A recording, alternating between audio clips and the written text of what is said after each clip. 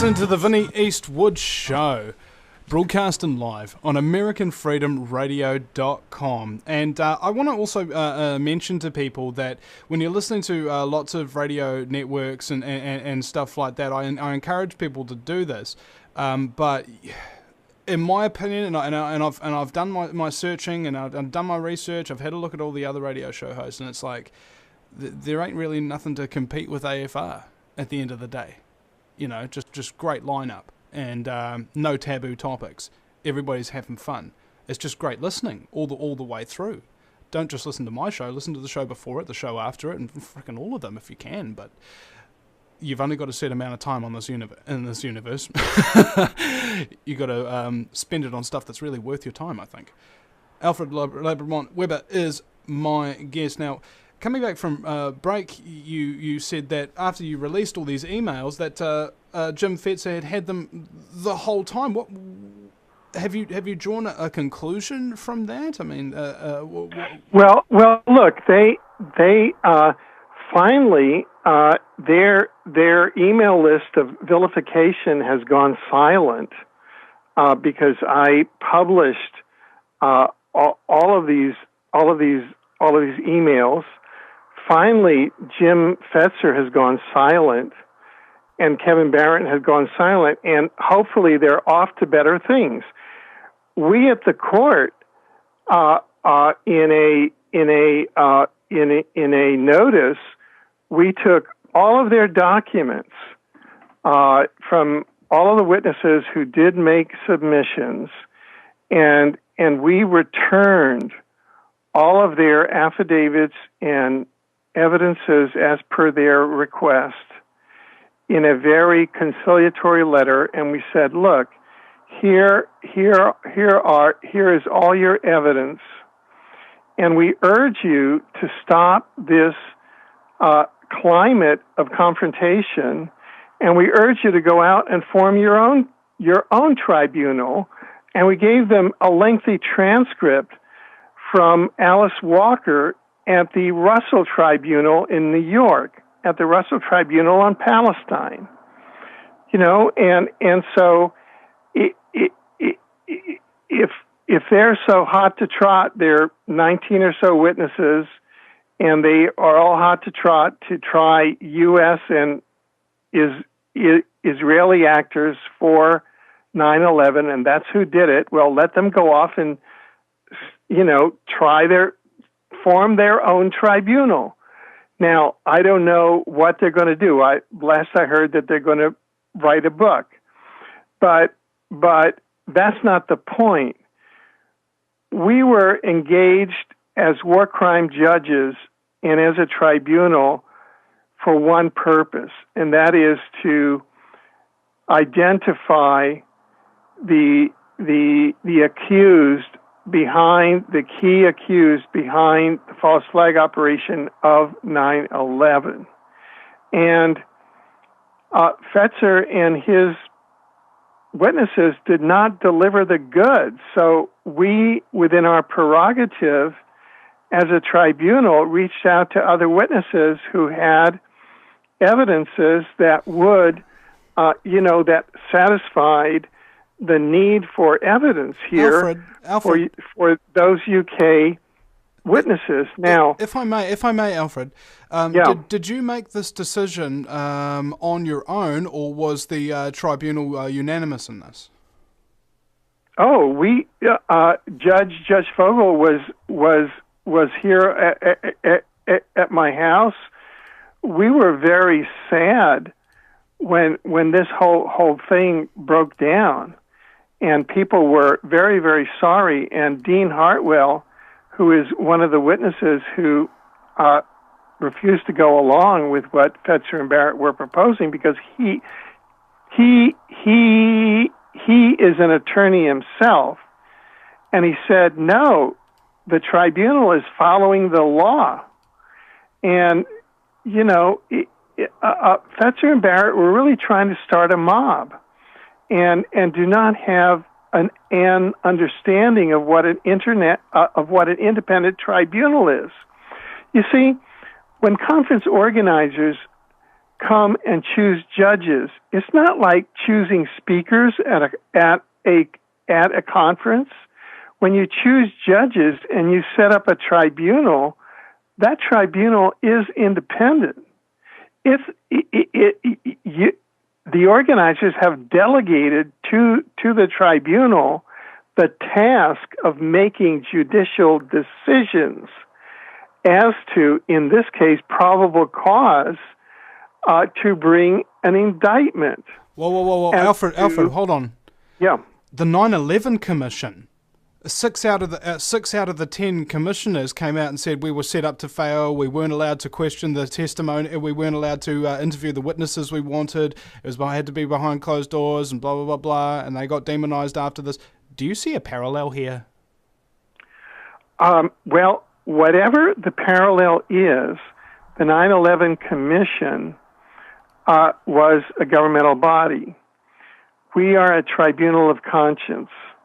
I'm a judge on the Kuala Lumpur War Crimes Tribunal. I've been a 9/11 researcher and activist since day one of 9/11.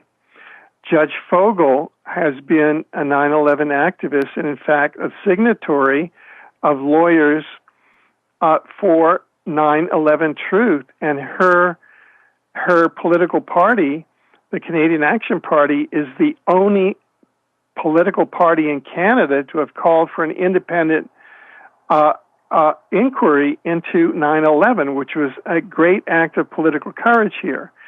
So you can imagine that to attempt to have conference organizers come against two judges like this and attempt to dictate to the court is mistaken. We found that Barrett and Fetzer and those speakers had no concept of how to speak to a tribunal and to judges. They're sorely undereducated. They do not know what a tribunal is and how one cannot insult a tribunal and expect it to follow orders of organizers. And so the tribunal had to repudiate that and to move on. Now, I must say that we have moved on. These issues, as far as the tribunal is concerned, have been settled long ago. The documents are online at our website. We are now preparing the indictments and making plans for our plan of action. Our plan of action of the tribunal is online at 911warcrimestribunal.org. It's a plan of action starting in 2013 on January 22nd, 2013, with international organizations, with the ICC, with the Organization of American States, with various parliaments, with the U.S. Congress, with district attorneys in the U.S., and with various other entities. So we are moving forward. We're not looking back. Our court had a moment of sadness when this occurred. Fetzer and Barrett were projecting that it was all me, Alfred Webre, but that's not true. It was a court. It was a citizens' tribunal of witnesses and judges, all of whom were in unanimity that this is the action going forward, and who are very happy in moving forward. And we gave Fetzer and Barrett and their group every opportunity to join us and to have their testimony on board. We were utterly civil. It was them that chose to opt out, and it's just a shame. And we believe that they've gone silent because after all their grandstanding and rhetorical moments, which tends to be the style among those two, they know that there's no substance, and it's our tribunal which is now carrying on.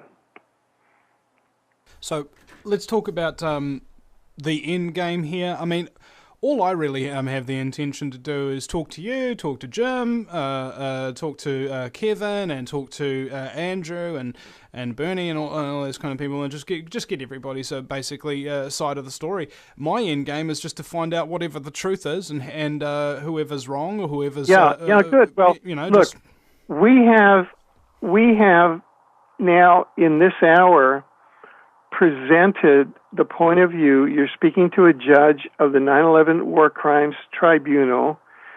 We presented the point of view of the tribunal. We are charged under natural law with evaluating evidence, prosecuting, trying, and convicting 9/11 accused. And that's our mission. And it's way beyond the person of Alfred Webre or Connie Fogel. This is a tribunal, and we're acting as judges. Well, look at it this way, ladies and gentlemen. You got 3,000 people that were incinerated to dust on that day, and you've got all these first responders who are dying of asbestos poisoning in their lungs every single fracking day, and you've got a whole bunch of people who, instead of making it about them and about justice, make it about themselves. And it's not about that.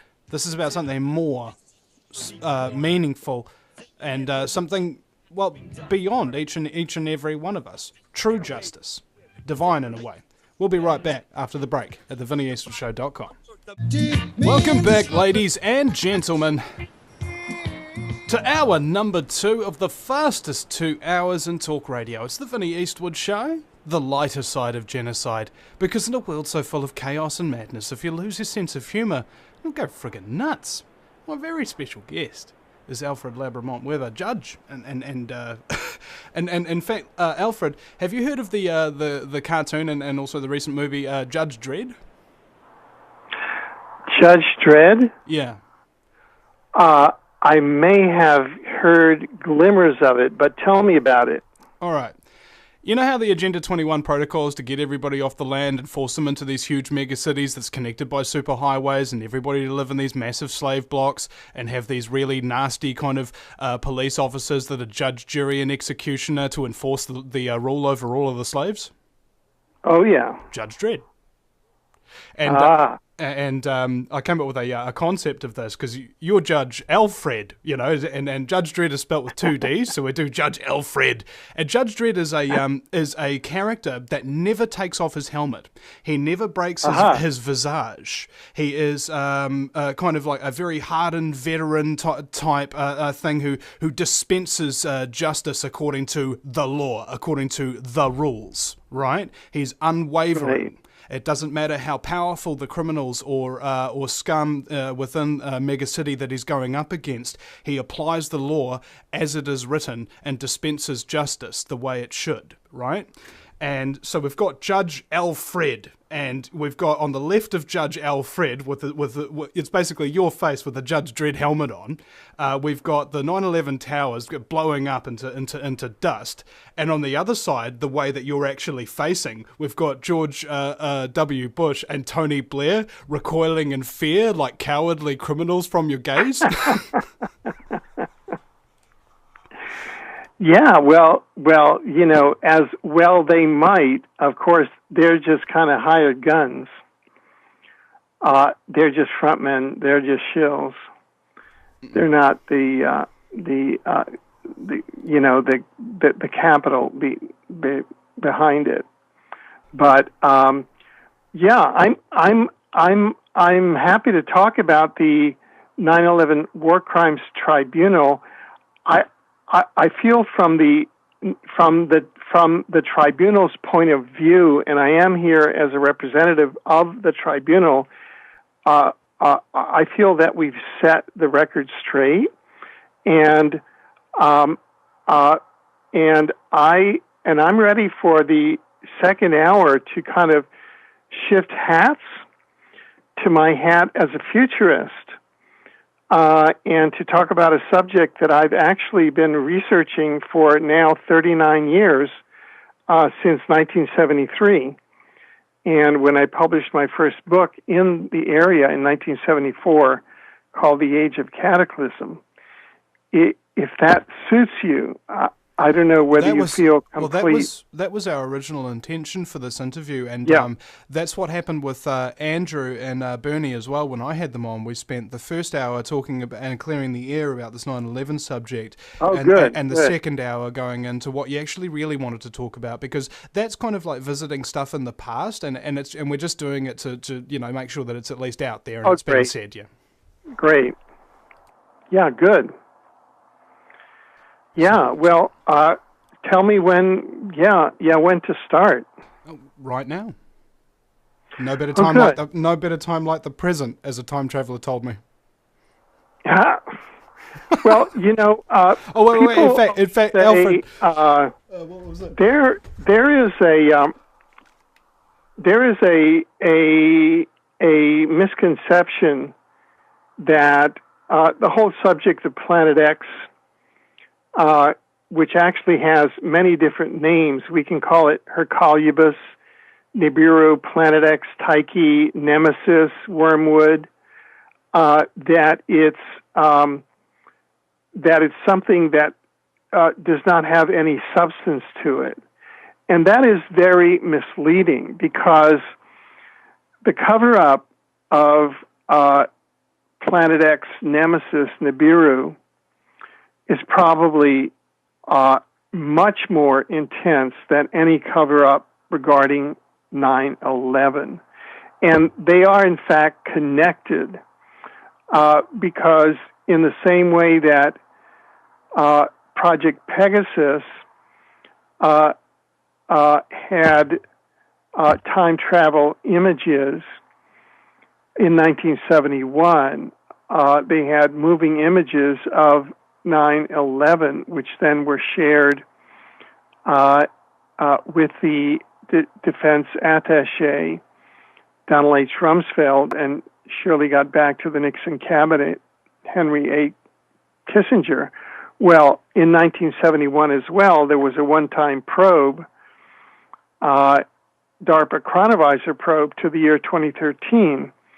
And you can query Andrew D. Basiago about it when he's here next in a couple of weeks, as you indicated, that in 2013 he found in this one-time probe the U.S. Supreme Court building in Washington, D.C. under 100 feet of brackish water. And that was so alarming to the lieutenant commander that debriefed him that the lieutenant commander reportedly, spilled his glass of water and lit up a cigarette and was pacing around. But most importantly, that information that Washington, D.C., the U.S. Capitol, and the Supreme Court building was under 100 feet of brackish water in 2013 was undoubtedly transmitted by Donald H. Rumsfeld into the Nixon cabinet and has resulted, as of today, in the building, the fact that we have at least 174 deep underground military bases into which the financial and political elite of the planet, you can call them the Matrix, you can call them the Illuminati, you can call them the New World Order, that is the top of the list, and the monarchs and the top of the banking list, and the entire governments, all of the armed forces, all of the technocrats and scientists, those scientists who bring you such miracles as GMOs and HARP, the medical personnel that bring you all the vaccines, and all those nice folks will be going underground. In a worst case scenario, where we may very well have a global coastal event, and we can discuss a number of studies that show what the possibility is of having a global coastal event, and that show why this is being hidden. And the answer is that it's being hidden as a depopulation device. Very simply, the global elite, knowing that there's a possibility that a brown dwarf star, twin to our sun, with an elliptical orbit that's about 45 degrees to the ecliptic. The ecliptic being the plane in which all the planets rotate, so that it's very difficult to detect until it's almost upon us, and that star is now in the outer solar system, and coming into the inner solar system may get as close as 2.85 astronomical units from our sun. That's what, about 200 million miles, creating an enormous magnetic tug between the two celestial bodies that in turn create huge solar flares and solar storms in our sun that can devastate our planet. Some say even creating a pole shift, and create the global coastal event that the 1971 DARPA probe to 2013 saw. There was also another 2010 Farsight Institute remote viewing probe in June, that was done in 2010, and it was done of June 2013. And in that, 39% of the military-trained remote viewers found a global coastal event and devastated coastal cities and populations. There were 8 different locations worldwide. One of them was the U.S. Capitol. They found it, oddly enough, the same way that the 1971 DARPA chronovisor time travel probe found the U.S. Supreme Court building underwater. They found the U.S. Capitol devastated and right by deep water. And these are 2 independent studies. The one did not know about the other. One of the other eight locations was the Sydney Opera House, and depending on the conditions of the study, there were 3 different conditions that they did, each more catastrophic than the other. But under the most catastrophic, there was no Sydney Opera House and no Sydney, Australia. And on others, the Sydney, Australia Opera House was sort of gone, and there were people staggering out of Sydney, Australia on foot because there were no trains, buses, automobiles, airplanes. All the transportation had been destroyed, all infrastructure had been destroyed, and all governments and military personnel had gone into underground bases, which exist in every country. Which is secret. And so the New World Order knows about this, but the population is being held in ignorance. And this is a cover-up, and this is a false flag operation that every other one pales in significance with regard to this one, because it involves an extinction level event toward the surface population of the human species, and in essence provides for the survival of what we can call the New World Order. So we have actually, Vinny, been studying this now for 39 years, has been our study of Nemesis, Planet X, Hercolubus, Nibiru, whatever you want to call it. And we can go through, and I can walk you through the various stages of our research, if that's what you want to do. By all means, Alfred, take the liberty. That's how I like my show to be, is just basically where you want to go, whatever you think is most poignant, that's where I'd prefer that you go, because that's what you'll be best at talking about at this particular moment, isn't it? Okay, good. Well, the way that I came upon it was starting in 1973, when I was General Counsel of the Environmental Protection Administration, and I began to look outside the particular paradigm that I was in into a multi-dimensional paradigm, and began to read books like Psychic Discoveries Behind the Iron Curtain by Ostrander and Schroeder, and became acquainted with various experts, including a professor of experimental psychology at Rutgers University, who was also an expert in parapsychology and psychic cognition, as well as extraterrestrial studies. And I began my study of an American psychic named Edgar Cayce, who some of your viewers may be familiar with his name and his work.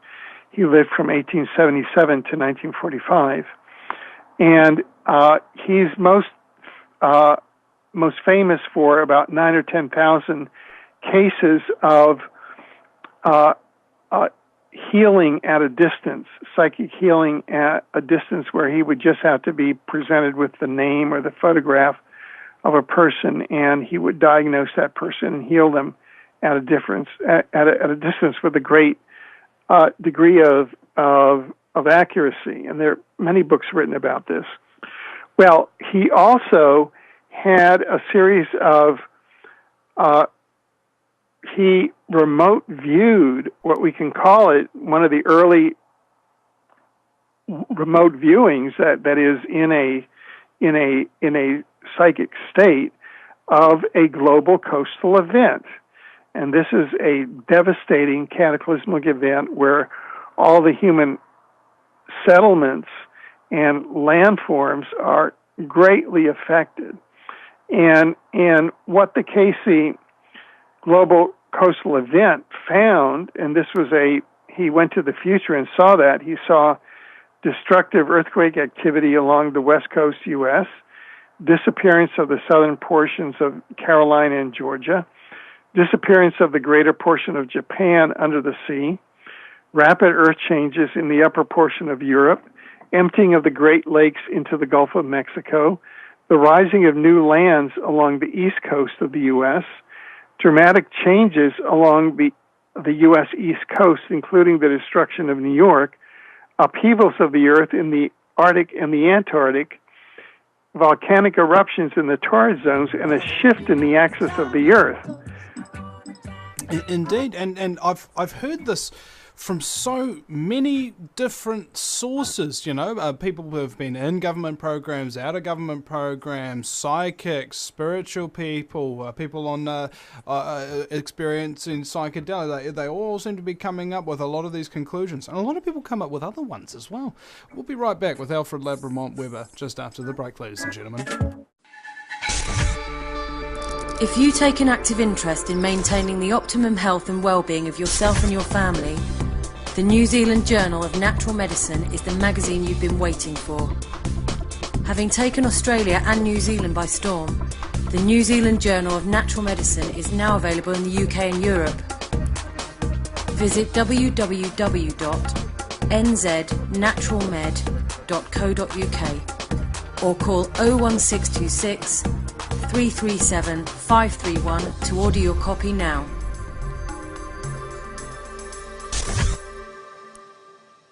Do you realise every day we are being put under constant stress from wireless radiation? What's worse is that you don't even know that it's happening. It puts as much stress on our body as if we had a constant viral infection, draining our energy and sapping our strength, or just making us irritable and fatigued. These wireless fields are being emitted from computers, microwaves, mobile phones, power lines, and any electrical appliance. Now there is a solution. A group of research engineers in in New Zealand have come up with an active shielding device that shields you from wireless radiation at a cellular level. Blue Shield comes in 3 models: a household, portable, and USB that plugs into any computer. The great thing about Blue Shield is it is very affordable and guaranteed to last. A one-off purchase will see you being protected for years to come. Visit AmericanFreedomRadio.com and click on the Blue Shield banner. Blue Shield, brought to you by the VinnyEastwoodShow.com. No matter where you live, globalism affects you. Did you know that the Vinny Eastwood Show has more subscribers than New Zealand Herald TV and is New Zealand's most popular YouTube news channel, where warm-hearted humour and a list of awesome guests talk about crucial issues which the mainstream media ignore? A show where you, the listener, can phone up with questions, comments and suggestions of guests. Vinny is building a hub to connect truthers with raw information they need to become active. He can help you gain further skills such as website building, producing audio and video, and creating revenue streams in your own multimedia environment. Because Vinny supports such a wide range of people in the truth movement, he is not government or corporate backed and relies entirely on your donations. Give now, give generously, or subscribe for $10 a month for access to ad-free video archives. Just visit the VinnyEastwoodShow.com and click donate.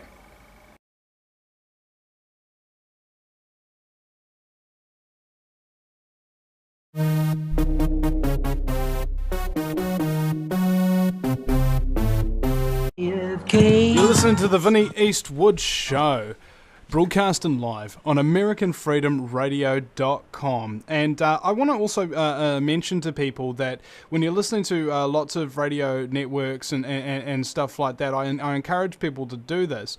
But in my opinion, and I've done my searching and I've done my research, I've had a look at all the other radio show hosts, and it's like there ain't really nothing to compete with AFR at the end of the day. You know, just great lineup and no taboo topics. Everybody's having fun. It's just great listening all the way through. Don't just listen to my show. Listen to the show before it, the show after it, and freaking all of them if you can. But you've only got a set amount of time on this universe. You got to spend it on stuff that's really worth your time, I think. Alfred Webre is my guest. Now, coming back from break, you said we were engaged as war crime judges and as a tribunal for one purpose, and that is to identify the accused behind, the key accused behind the false flag operation of 9/11.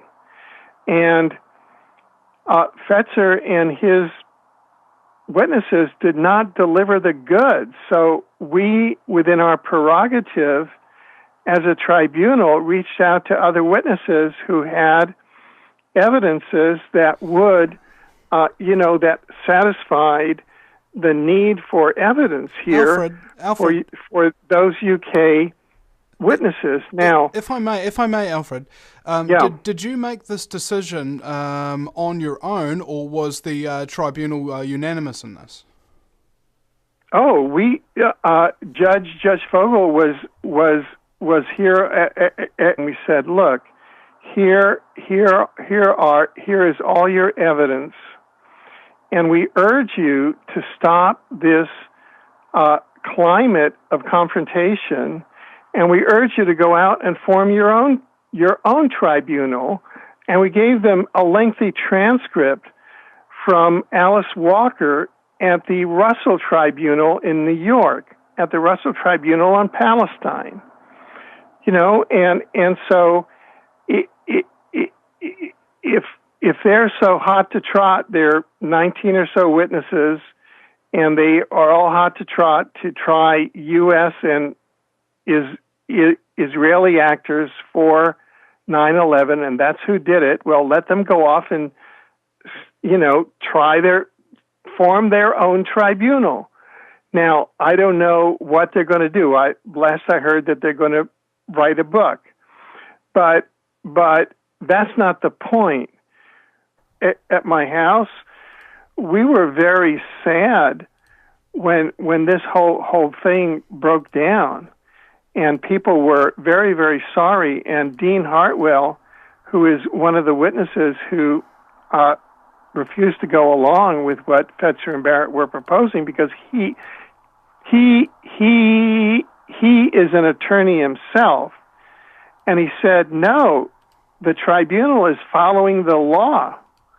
And, you know, Fetzer and Barrett were really trying to start a mob and do not have an understanding of what an independent tribunal is. You see, when conference organizers come and choose judges, it's not like choosing speakers at a conference. When you choose judges and you set up a tribunal, that tribunal is independent. That after you released all these emails, that Jim Fetzer had them the whole time. What have you drawn a conclusion from that? I mean, well, look, they finally their email list of vilification has gone silent because I published all of these emails.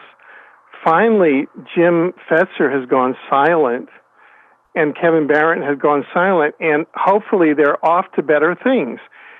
We at the court, in a notice, we took all of their documents from all of the witnesses who did make submissions, and we returned all of their affidavits and evidences as per their request in a very conciliatory letter. And